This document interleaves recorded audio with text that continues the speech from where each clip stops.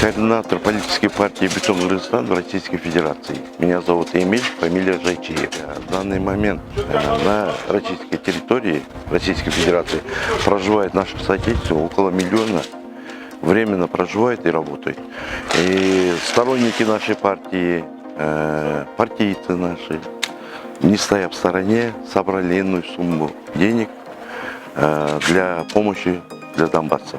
А вот расскажите, пожалуйста, у вас, получается, участники только вот ваши соотечественники или все? То есть вот кто конкретно приносит помощь, помогает? Помогают соотечественники тоже, которые... Мы же понимаем сегодня, что происходит на Донбассе и что надо для Донбасса. Да, на Донбассе не только проживают русские, но и украинцы, но и татары, но и многонациональные, и веры разные.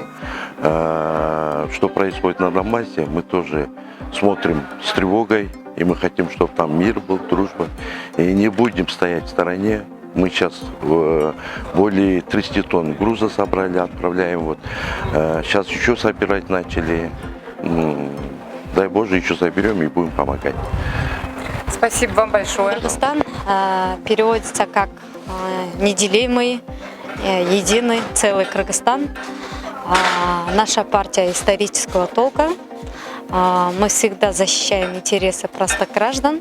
Сейчас в Российской Федерации находится более миллиона наших граждан Кыргызской Республики. У нас больше века дружеские отношения с Российской Федерацией. Мы чтим наше историческое прошлое, и мы дорожим, и мы гордимся, и мы будем укреплять наши отношения. Мы все это делаем, не рассчитывая ни на какие движения со стороны России.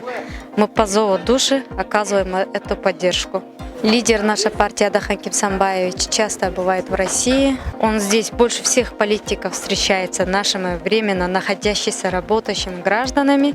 Мы с ними держим очень тесную связь. Недавно он побывал с официальным визитом в Госдуме в составе делегации Кыргызского парламента.